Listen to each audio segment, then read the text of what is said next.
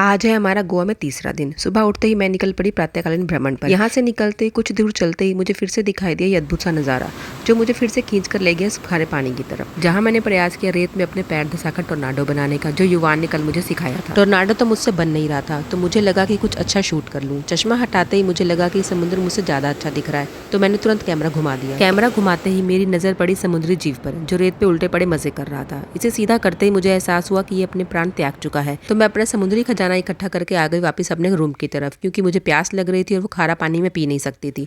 और फिर इनको समेटते हुए हम चल पड़े समुद्र तट की तरफ, जहाँ आज फिर हमने एक असफल प्रयास किया इनको पानी में खींचने का, मगर ये तो रेत में खेल कर ही खुश थे। इसलिए सोचा कि हटाओ इनको, हम खुद पर ही फोकस करते हैं। आज हमने फैसला किया गोवा भ्रमण का, लेकिन उससे पहले हमें कुछ टटोलनी थी यहाँ की खुफिया जगह, जो हम 2 दिन से सोच रहे थे। मौका मिलते ही आज ने वो भी कर लिया। खेती करते सब्जी उगा रहे।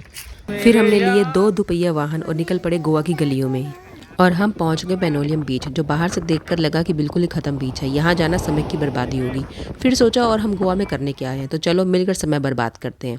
लेकिन अंदर जाकर देखा कि यहाँ तो अलग ही नज़ारा है। मछुआरे मछली पकड़कर आए ही थे कि हमने धावा बोल दिया और शुरू कर दिया अपने कर्तव्य दिखाना। करतब कुछ फिरंगियों को इतने अच्छे लगे कि उन्होंने इसे कैमरे में उतार लिया, और हमारा दक्ष भी निकल पड़ा था एक भूखे कौवे की तलाश में। अनगिनत प्रयासों के बाद उसने भी ये मान लिया कि कौवा प्यासा ही होता है, भूखा नहीं।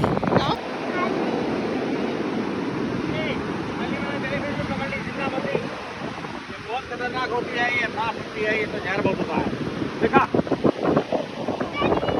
पकड़ पकड़ पकड़ से तो पकड़, जाने नहीं चाहिए। और यहीं हमने थोड़ा विश्राम किया और मैंने अपने बालों में बंधवाए रंगीन धागे। और विश्राम के बाद हमने प्लान किया कि रात्रि भोज किया जाए किसी दूसरे बीच पर, और हम पहुंच गए कोलवा बीच।